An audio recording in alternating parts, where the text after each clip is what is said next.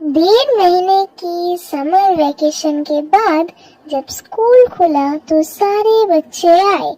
उसके साथ गोलू भी आया। तो सर ने गोलू को बोला, welcome back to school Golu. तो तुम तुम्हारे जगह में जाकर बैठ जाओ। थोड़ी देर में जब सारे बच्चे आ गए तब टीचर ने लेसन चालू करा। आधा घंटा पढ़ाने के बाद टीचर ने रियलाइज करा कि कोई भी बच्चा अच्छे से ध्यान नहीं दे रहा है, पर वो सारे घबरे हुए हैं। तो टीचर ने पूछा, तुम सारे घबरे क्यों हुए हो? एक काम करते हैं, हम लोग आज पढ़ाई नहीं करते हैं, हम लोग एक दूसरे के साथ बातें करते हैं, ठीक है?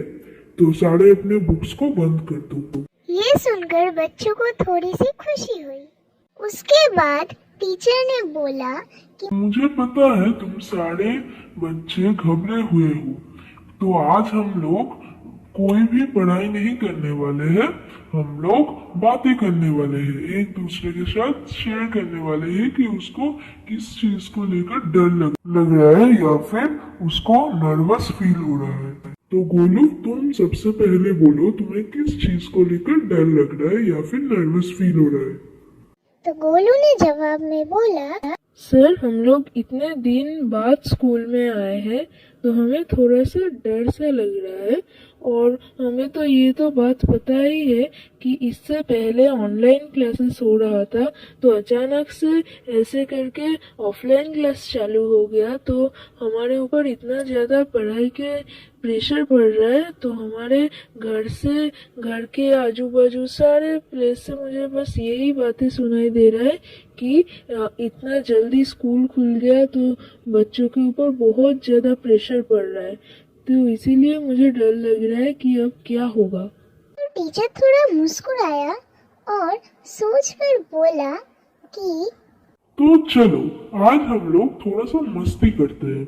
आज हम लोग एक स्टोरी सुनने वाले हैं, एक लेजेंड की स्टोरी जिसका नाम है स्वामी विवेकानंद। तो एक दिन की बात है जब स्वामी विवेकानंद एक जंगल के रास्ते से जा रहे थे, तो अचानक से उनके पीछे 3 बंदर पड़ गए। वो जैसे भागने लगे, उनको जैसे डर लगा वो भागने लगे, तो उनके पीछे वो 3 बंदर भी भागने लगे। थोड़ी देर भागा भागा भागा स्वामी विवेकानंद भी भागा और उसके पीछे 3 बंदर भी भागा। तो उसके बाद स्वामी विवेकानंद एक एरिया पर रुका और थोड़ा सा सोचा कि अगर वो ऐसे ही भागते रहेंगे तो उनके पीछे ये बंदर भी भागते रहेंगे, तो उनको हराना होगा। तो उन्होंने आसपास से एक स्टिक उठाया और वहां पर खड़ा हो गया कि वो उस बंदरों को भगाएंगे, और सारे बंदर वो स्टिक को देखकर भाग गए। तो इस स्टोरी से हम लोगों को यही मॉरल मिलता है कि हमें डरना नहीं चाहिए, हमें हमेशा डर की आगे लड़ना चाहिए और डर को हराना चाहिए। तो बच्चों, आज का क्लास के लिए इतना ही। तो तुम्हें स्टोरी कैसा लगा? बहुत अच्छा लगा सर।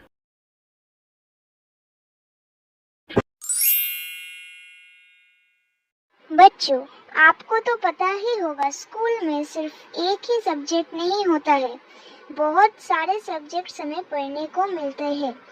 उन सभी सब्जेक्ट में से एक हमारा फेवरेट सब्जेक्ट होता है। एक दिन गोलू के स्कूल में उनके टीचर्स उनसे पूछ रहे थे कि आप सबके फेवरेट सब्जेक्ट्स क्या है। तो गोलू को उनके टीचर ने पूछा, तुम्हारा फेवरेट सब्जेक्ट क्या है? गोलू ने जवाब में बोला, मेरा फेवरेट सब्जेक्ट है मैथ्स। टीचर ने सोचा कि मैथ्स सारे बच्चों को बिल्कुल पसंद नहीं होता है, मतलब कुछ गुने चुने बच्चों को पसंद होता है क्योंकि मैथ्स में प्रॉब्लम्स को सॉल्व करने पड़ते हैं। तो गोलू को कैसे पसंद है मैथ्स? तो सर ने बहुत सारे सम्स भी दिए गोलू को, और सारा सम्स गोलू ने यूं चुटकियों में सॉल्व करके दिया।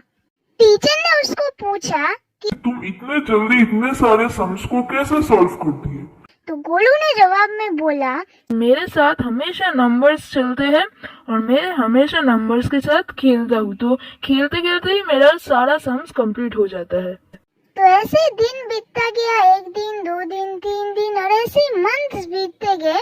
और एक दिन उसके टीचर ने उसको बोला कि तुम्हारा मैथ्स तो बहुत ज्यादा अच्छा है, पर तुम बाकी सब्जेक्ट में थोड़ा सा वीक हो, तो तुम्हें बाकी सब्जेक्ट में भी ध्यान देना चाहिए, सिर्फ मैथ्स में नहीं।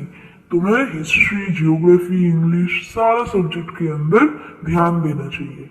उस दिन के बाद से उसने सारा सब्जेक्ट में ध्यान देना शुरू करा, लाइक हिस्ट्री, ज्योग्राफी, इंग्लिश, सारा सब्जेक्ट में ध्यान देना शुरू करा, क्योंकि उसके मैथ्स में तो अच्छे खासे नंबर आ जाते थे, पर बाकी सब्जेक्ट में उतना खास कुछ नंबर नहीं आता। बात बहुत पुरानी है। एक राजा था मिदास। उसके पास असंख्य सोने के सिक्के और सोने के गहने थे। फिर भी राजा खुश नहीं था। राजा चाहते थे कि उनके पास और भी ज्यादा सोने के गहने और सोने के सिक्के हो। उनको इतना दुखी देखकर देवदूत उनके सामने प्रकट हुए। देवदूत ने पूछा, क्या हुआ राजा जी, आप इतने दुखी क्यों हो? आप मुझे बोल सकते हो आपका इतना दुखी होने का कारण? मैं उसका सॉल्यूशन आपको बता सकता हूँ। राजा बहुत खुश हो गया और बोला, मेरे पास बहुत ही कम सोने के सिक्के और सोने के गहने हैं। क्या आप मुझे और भी ज्यादा सोने के सिक्के और गहने दे सकते हैं? देवदूत ने सोचा और जवाब दिया, हाँ जरूर, मैं तुमको एक वरदान दे सकता हूँ जिससे कि तुम जिस भी चीज को छुओगे वो सोने का बन जाएगा। राजा बहुत ही ज्यादा खुश हो गया। वरदान मिलने के अगले ही दिन जैसे ही उसने खाना खाने के लिए उसको छुआ, वो सोने का हो गया। इसको देखकर उसको बहुत ही ज्यादा दुख हुआ और वो भूखा ही रह गया।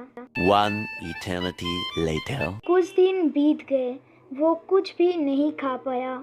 उसका बेटा राज्य से निकला हुआ था कुछ काम करने के लिए, इसी कारण वो उसके बेटे को उसका काम भी नहीं दे पा रहा था। इसीलिए कुछ दिन बाद जब उसका बेटा वापस आया, उसने सारा काम उसको दे दिया। उनका अगला राजा उसका बेटा बन चुका था। शाबाशी देने के लिए जैसे उसने अपना बेटे का पीठ को छुआ, वो भी सोने का बन गया। तो इसको देखकर वो बहुत ही ज़्यादा रोया और रोते रोते देवदूत का नाम लेता रहा। जैसे उसने नाम लिया 3 बार, देवदूत उसके सामने प्रकट हो गया।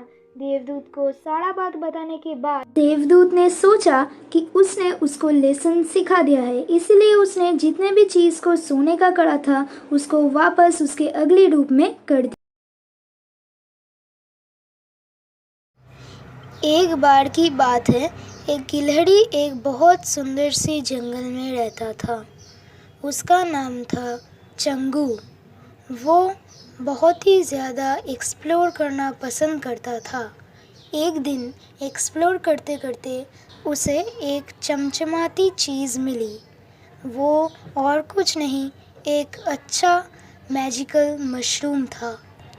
उसने उसको उठाकर किसी को ना बोलकर ही खा गया। खाने के बाद वो डिफरेंट प्लेसेस में विज़िट करना स्टार्ट कर दिया। मतलब वो इमेजिन करने लगा कि वो ऊपर से गिर रहा है, किसी और दूसरे प्लेनेट में चला गया है। अचानक से वो नींद से उठ गया। यह और कुछ नहीं, एक बस सपना था। The moral of the story is curiosity sometimes leads to danger.